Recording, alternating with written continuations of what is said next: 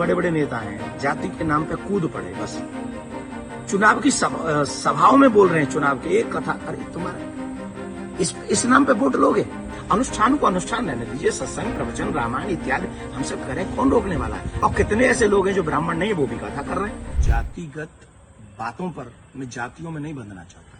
मैं सनातन कार्य के लिए कार्य कर रहा हूं, मैं सभी सनातनियों को जोड़ना चाहता हूं।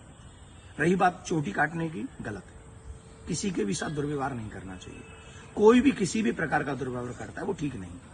हम तो इसका प्रचार करते हैं, तिलक रखो और चोटी रखो, कलावा बांधो, कंठी पहनो, इसका हम प्रचार करते हैं। रही बात दूसरी कि जो लोग जातियों के लिए, मैंने तो देखा कि एक गांव में घटना घटी और उसमें बड़े बड़े देश के बड़े नामचीन नेता आकर बयान दे रहे हैं और वो जातियों के विरोध में बयान दे रहे हैं और वो वही काम कर रहे हैं जो अंग्रेजों ने किया था।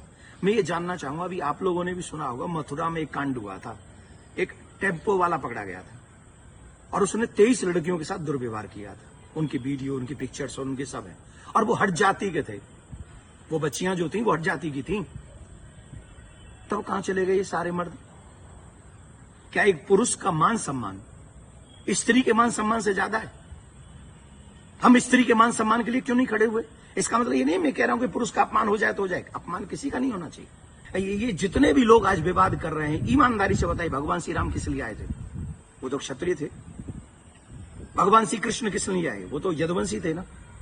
किस लिए आए थे बताइए मुझे, जरा जवाब दीजिए। जो अपनी अपनी जातियों के जो नेता बने बैठे हैं, मैं जानना चाहता हूं आपसे, जितने भी अवतार तुम्हारे सनातन में जिन पुराणों के अनुसार हुए, जिन पुराणों के अनुसार तुम अपने आप को हिंदू लिखते हो,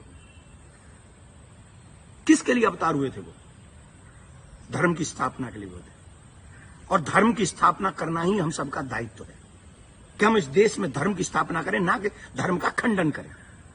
हम सबको चाहिए कि एक साथ रहकर अपने धर्म का सम्मान करें, अपने धर्म को बढ़ाएं, अपने देश को बचाएं। ये हम लोगों की ड्यूटी होनी चाहिए। और जितने भी यदुवंशी सुन रहे हैं ना, my dear listen to me, निश्चित तौर पे मेरा जन्म जो है ब्राह्मण कुल में हुआ है, लेकिन आपको एक और बात बता दूं, यदुवंशी मेरे हैं सब। पूछे कैसे? भगवान श्री कृष्ण का नामकरण जिन ऋषि ने किया था, गर्गः प्रोहितो राजन यदु नाम सुमहातप, मैं गर्गाचार्य जी का वंशज हूं। क्या मैं आपका बुरा चाहूंगा? क्या मैं जाटवों का बुरा चाहूंगा? मैं चौधरियों का बुरा चाहूंगा?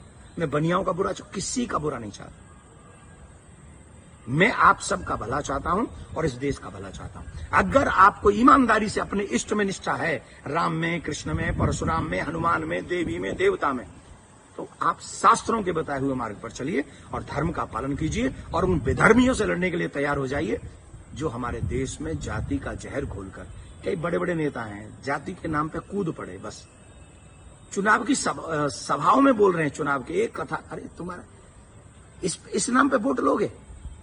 लेकिन महाराज जी, सवाल ये आ रहा है कि ब्राह्मणों के अलावा और कोई समाज का व्यक्ति कथा कर सकता है कि नहीं कर सकता? क्यों नहीं कर सकता भाई? कथा प्रवचन कहीं भी करे। हम अपने बच्चों को कहानियां सुनाते, कथा सुनाते हैं, क्या बुराई है? हर एक जाति के व्यक्ति, मम्मी पापा, दादी दादा, नानी नाना तो अपनी ही जाति के होंगे ना। कहानी सुनाई, कथा सुनाई, कोई बुराई नहीं है।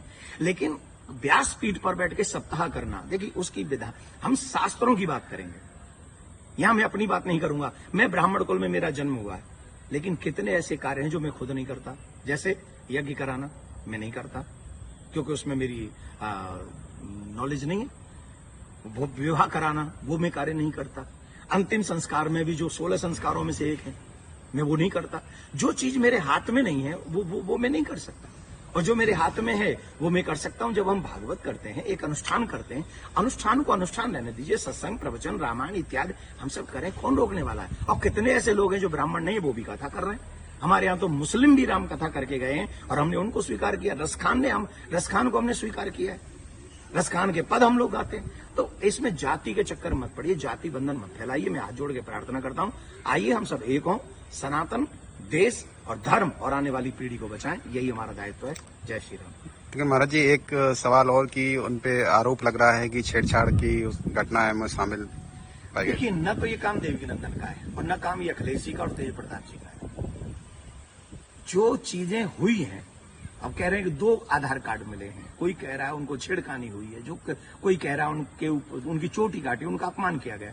तो इसके लिए संविधान है, इसके लिए प्रशासन है। हमें बांटना नहीं है। प्रशासन अपना काम करे, जहां जो जिसकी गलती हो उसे सजा दे, पंडित जी की गलती है तो पंडित जी को सजा दे, यादव जी की गलती है तो यादव जी को सजा दे। लेकिन जो बड़े बड़े लोग हैं, जो बड़े बड़े पदों पर बैठे हैं, उन लोगों को जातिवाद फैलाकर समाज को लड़ाना नहीं चाहिए। ये अच्छी बात नहीं है।